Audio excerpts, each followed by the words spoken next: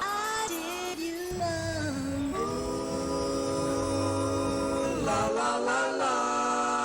I did you wrong. How long have you been training? Let's go with that to start. Let's see, 2016. It's 11 years now. 11 years. That's awesome. What's the belt you spent the most time at? Brown belt. I was a brown belt for 5 very long years, but I think it was worth it. I got my technique really good, ready for black belt. Is that your favorite belt level that you were at, or is there a different I one? think purple belt because it was just fun. Guys weren't too good where I couldn't do anything, but they were still tough, and then just had fun. I would just go out there and compete and have a career in the world, and did really well. Where did you start training? I started training at Alliance. Before that, I did Taekwondo for like a few months, and I started doing Jiu-Jitsu. And I started training with Alliance in Atlanta. And my first instructor was the first American black belt under Romero Jacare Cavalcanti. So got a little bit of history behind me. And so I trained my instructor for a year, and his school unfortunately closed down, so I had to make a decision. I was like, all right, I want to keep training, so I decided to make like it wasn't like an hour, it was like 45-minute drive to Alliance headquarters. So I've been there. I did switch teams like in 2012, but then I went back to Alliance like a year later. Why'd you switch? Just business stuff. I think that's what happens a lot of times. Jiu-Jitsu, it's a small market still, so you might have a town with, I don't know, 100,000 people, but 3 schools. But there's only a small percentage of that population that would do jiu-jitsu, so and it just happens all the time. You're always going to have students that leave their instructors to go move somewhere or open up their own school. It's just part of life, part of the martial arts industry. So talking about your Taekwondo background, do you think that helped you or hindered you in any way transitioning to Jiu-Jitsu? I think it taught me discipline. I mean, it's a martial art, so I have respect for all martial arts. So it taught me discipline. I got in really good shape, but man, once I started doing jiu-jitsu, I was like, this is the real shit. And I remember my last day of Taekwondo, I was showing the guys like rear naked choking them. Like, yeah, it's cool. But I could tell the instructors didn't like that. So I wasn't gonna stop doing jiu-jitsu. So they see me rolling, they hating. Pick if you had to pick one word to describe your game as a competitor, or one phrase, what would you pick? That's hard. A phrase is easier than one word, right? Life brings you the hard questions sometimes. The answer to the ultimate question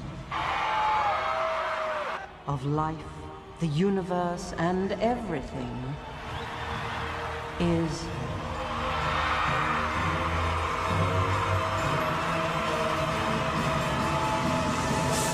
42.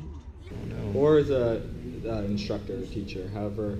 Let me answer that one first. Okay. I think it changes. Like whatever motivates me. I feel like it changes. Like what motivates me to compete and train is always changing.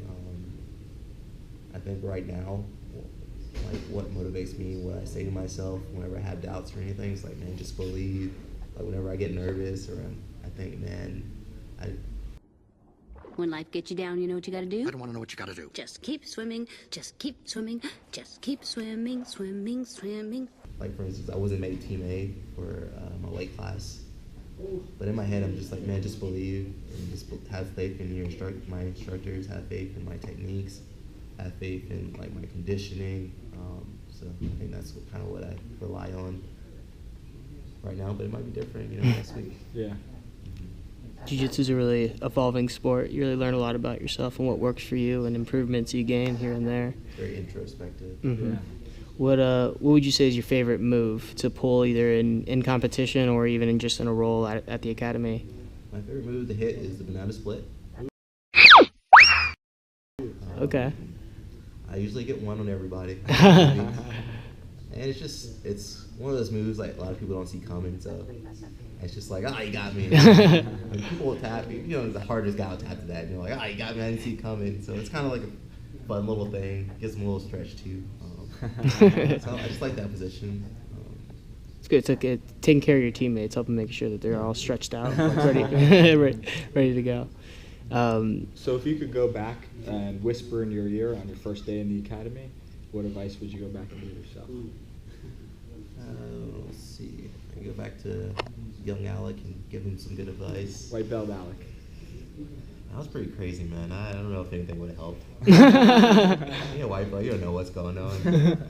I remember training one time. I must have been a white belt before I got a blue belt. And I remember, you hear your instructors kind of talking, and I think Bull was talking to Jocker. He's like, man, look at that kid. He's gonna be good. And he's like, not right now. He's kind of crazy. But, I always kind of thought about that. Just settle down a bit. I don't know. I couldn't tell myself that, hey, just train all the time. 'Cause I might have been a different person now.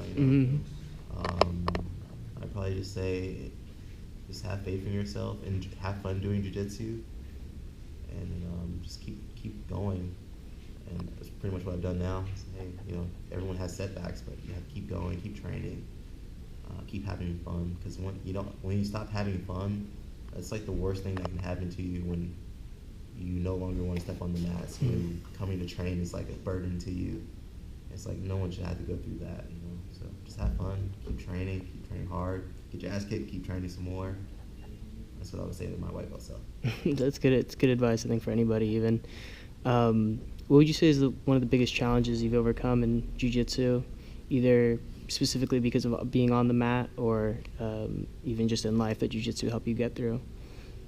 I've had a few big obstacles. I think leaving Alliance was one, because I left the start of school, and I wasn't able to train the way I wanted to. So it kind of made me not like training. Like when I said you have to enjoy jiu-jitsu, like I got to a point where I was like, man, I gotta train. I had to force myself to put my gi on. So that was a big obstacle. And so I overcame that by going back to Alliance, starting all over again. I think another obstacle that I've had to face was like I took a break from competing for like a year or two. I think from like middle 2012 to or maybe like beginning of 2013 to like 2015, I wasn't really competing. So for me, like just kind of overcoming that inertia and like having to start all over again, start working conditioning, get back drilling, like that was really hard. I was still doing techniques and training a little bit, but it was like I just did the bare minimum just to be able, to keep on. Yeah, I say I was brown belt. I'm a brown belt because I trained a little bit. But it was really hard. Again, that's like the worst thing that can happen to someone, where if you're really good at something and like you just lose your love for it. So I'm bringing this up because that happened to a friend of mine. So we were trying to work and get him back to loving jiu-jitsu. So, but whatever obstacle, like you just gotta have faith. Sometimes you don't know the outcome. A lot of times you don't know the outcome of what your decisions are gonna have. So, just believe. You're a guy that's competed in absolute divisions a lot. You've had a lot of success, even winning double gold in some of these tournaments. I think that's what the role of a coach is. Just pushing you past your comfort zone. When you don't think you can do one more round, he's like, okay, come on, one more. And then there's two more. But the absolute is really good for growing. I think it's easier at the lower belts because the skill, like your skill can really be a lot better than someone that's bigger if they're not as good. But at the higher weights, like brown belt and black, man, they're good, big and good, and it's just a gnarly mix. The margin of error is razor thin. Yeah, like I fought Cyborg last year. Oh, wow. And man, there were some positions where I was like, I can do this, but I couldn't move. Like I could hear myself wheezing. It's like, Is that the toughest opponent you've ever faced? I don't know. That was one of my toughest opponents, but I don't think I'll do too many absolutes. It's just harder. Yeah. Especially at black belt, there's like more politics. So you have like who's already like really good at the weight, black belt, but they're also bigger, so they're probably gonna go with that guy. And it's okay. I think right now I just want to focus on my weight class. And if there's ever a chance to jump into absolute, I'll try. Is there someone in Brazilian Jiu-Jitsu history that you look up to, a specific black belt whose game you've borrowed from, or just even somebody that you admire for their just philosophy of jiu-jitsu? I think I borrow from a lot of people. First, I look towards my instructors, like every student. So guys like Jacare, Romero Jacare, Cavalcanti, Lucas Lepri, Cobrinha, Leo Nogueira most recently. So of course, the instructor's showing moves, so you're gonna pick up their game. Hopefully, you're picking up their game. I also had to say Chris Moriarty. He's like one of the best American black belts ever. So I definitely learned a lot from him. And then I just say just students training. You know, I've learned things from white belts, from kids. I think it's really important that you not only train jiu-jitsu, but you also watch. You know, imagine like you're injured. That's like I think I had like one injury like towards the winter last year or fall, and I had to couldn't train, so I would just go and watch. And so I would see like, man, that dude's doing that move really well. I have to do that later, you know. I think you have to be really observant, and the thing with jiu-jitsu is I think you said it's always evolving. So you have to kind of watch the waves. We're all doing this one move. Maybe I need to look into it. I think you just have to always be growing. I call it the white belt mindset. So always asking questions. I got on the guys earlier. I was like, man, white belts, come on, get your questions in. I mean, it's okay if you don't know as much. That means you need to ask more questions. That's another thing I do, ask questions. I think higher belts a lot of times